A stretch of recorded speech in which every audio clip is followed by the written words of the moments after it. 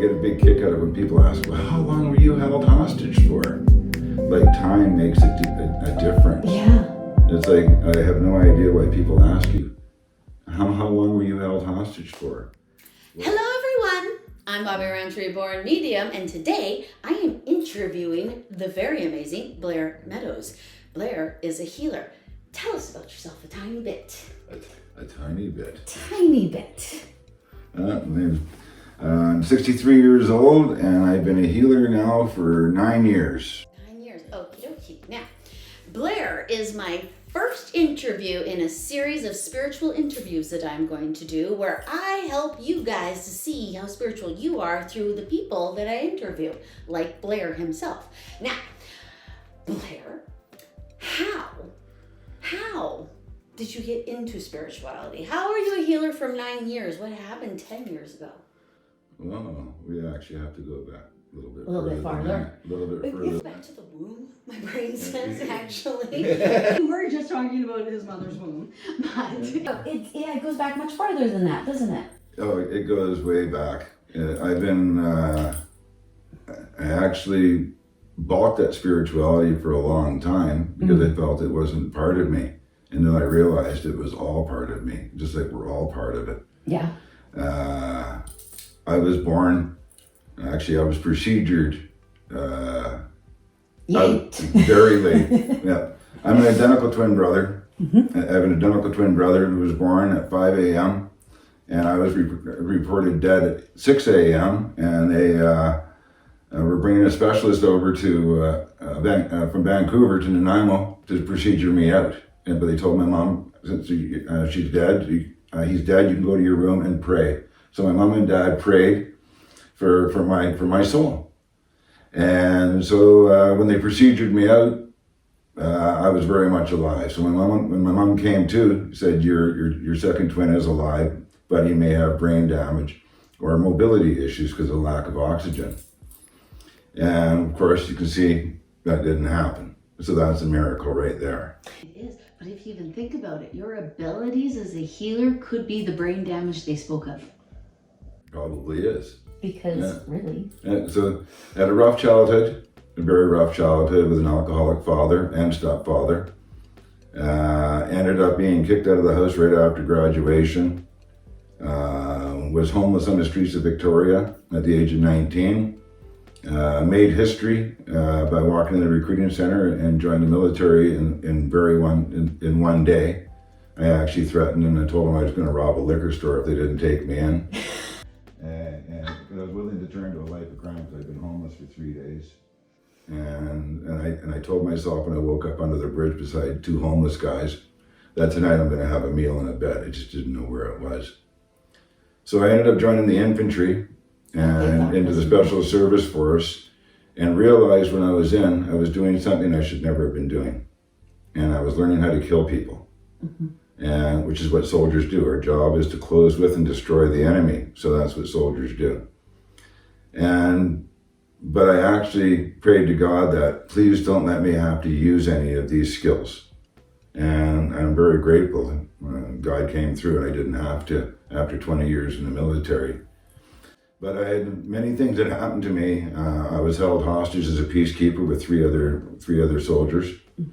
And pretty much tortured and hurt. And those guys held me hostage for, I'd say, 30 years.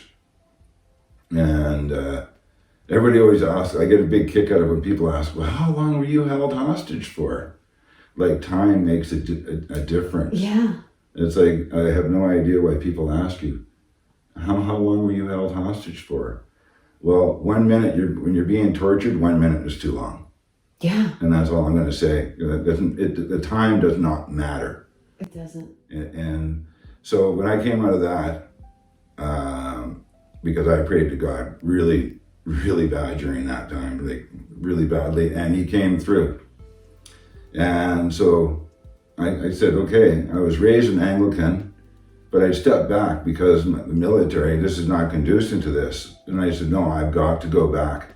So I started going to church and stuff like this, and then I got married, and my wife she said, good, let's raise the kids in an Anglican church and bring them spirituality. My biggest thing is I wanted them to have a relationship with Jesus. And learn about Jesus, and at least if they didn't want to follow him down the road, at least the seed was planted.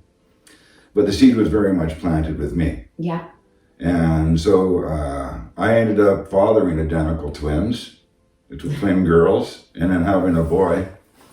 And that is just a miracle in itself. Yeah, because it's the opposite of what you grew up your family, which is a girl and two twin boys. Right. That is darn interesting. It is. Reflective. Yeah, but the day before they were, actually, a few months before they were born, on October 6th, I had a motorcycle accident over in Germany. And I ended up breaking a lot of bones, 19 bones. I ended up in the hospital for 6 months. But I got my cast taken off the day before they were born. Wow. And they turned out to be perfectly healthy little girls. And I realized that's what God, he made me help survive that accident, because these girls had to be born, but not only that, my son 3 years later. Yeah. And so they told me I was going to be in a wheelchair by my mid-50s. They tell you a lot of things that aren't true. This is why when we're talking about doctors, we actually have to be careful, because not every doctor is enlightened. Not every doctor is awakened to the future and stuff. So they're actually going to be working in the third dimension. Oh, yeah. Well, if you think about it, to become a doctor, you must be so mind heavy. Yeah. It's got to be so hard to get past that amount of intelligence. And, Not that we're stupid. but that's why when you see miracles, like a baby being nothing wrong after 3 hours, why aren't you seeing that? they can't explain it. So they try and come up with some medical, and they call us fraternal twins, even though they couldn't find the second amniotic sac. Yeah, well, a doctor's not going to say, I think this child did what now? Yeah, exactly. What do you think you did, possibly? Yeah. And so my mom always called me her miracle child. Because you were. Hey, look at that. Expect a miracle. Expect a miracle. Because I am one, and we're all miracles. Every one of us are miracles, and we have miracles happen every day. Small miracles, but none of us recognize it because it happens every day. Yeah, because it becomes so mundane. It's driving to work and coming home is a miracle, because some people don't make it. Yeah. So that everybody should look at that. That's a miracle, and give gratitude to God for getting you home safe, for getting your loved ones, keeping your loved ones safe. These are miracles. Yeah, for all the things we get to do. Right, exactly. Yeah, and it just creates more opportunity to do the next thing. Yeah. I ended up being held hostage for those years, and it wasn't until 9 years ago. 9 years ago, I was suffering from post-traumatic stress, had a service dog, psychologist, the whole 9 yards, going through that. And when my good friend Luke took his life, I fell on my knees and I prayed. And I said, God, please don't let me follow Luke's path. Please save me. And while you're at it, could you please give me the healing powers of Jesus so I can save myself and help heal others. Amen. And once I said that prayer, I went to sleep. And then I woke up realizing about a week later that I had this dream, and I dreamt that an angel had come in and was speaking to me in my bedroom, and I was laying on my bed speaking to this angel, going, "Yeah, okay," thinking it was all a dream, and then I let it go, and then but something told me. I remember one Saturday, I remember going, I need to go to Courtney for some reason, and I went there and I had no idea why. And it was to a spirit fair in the Driftwood Mall. I'd never been to a spirit fair in my life. But I was being told to go there. And I was being told to go to your table. And then I realized this person has a message for me. But I've always been taught from the Bible and Deuteronomy is not to listen to people like you. Yeah. So we came about making an appointment together. And do you remember the first thing I said to you? Where do you get your information from? Oh, yes, I do. I do remember that. And I think I answered that question correctly for you. Yes, you did. And then you told me, please sit still and don't say anything until after I'm done.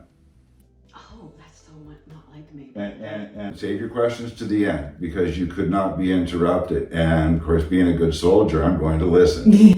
And so I listened to you, and you were giving my marching orders, and you told me during this week that the visit from the angel was not a dream. No. Did I tell you that it was not the first time I've heard it? No. It's not the first time. Well, yeah. I know another person who was visited upon with an angel because of tragedies that she had suffered. This is because of the severe tragedy I lost, and I'd gone through a terrible divorce, lost my children out of my life, and just basically lost everything. It's almost like they have to take you to that place where you lose absolutely everything, so they can give you everything. Then you get everything, but you have to get to the point where you actually you're giving your soul to God. You're no longer in charge anymore. It's going to happen Is now. that God's will? Is that is that how you would label it within your head? This is God's will? No, it's the spells we put upon ourselves. Okay. Because that's why they call it spelling. It's what we say to ourselves becomes our reality. Oh, yeah. I just said that, didn't I? Yeah. That's so weird because they've been telling me that. It is. You breathe the words into existence. It's like, told me I had cancer. Mm-hmm. I laughed at him. I started laughing. And then I looked up and I said, good one, God. I was expecting a lottery today, but this is close. And they couldn't believe that I was comparing winning the lottery to getting cancer. Oh, of course not. And I'm going, well, yeah, because it's not why me, it's why not me. And okay, God, what do I got to learn from this? Yeah, because you're supposed to be devastated. Yeah, and according to the cancer clinic, I'm supposed to be devastated too. Yeah. And so I came in realizing, well, I'm in the 5th dimension. I'm not in the 3rd dimension where fear lies. And I'm not going to allow people to what they're going to say. See, and that's the interesting thing, because and I think this is why it was visited upon you, because so many people come to me and they're ill or this is going on, and I will say to them, I will be told to tell them to do the things that you did, but they can't, or a smaller version, because I honestly think that you have done, and we will explain what he has done, what you have done it's not entirely germane to you, but it is a little bit right now.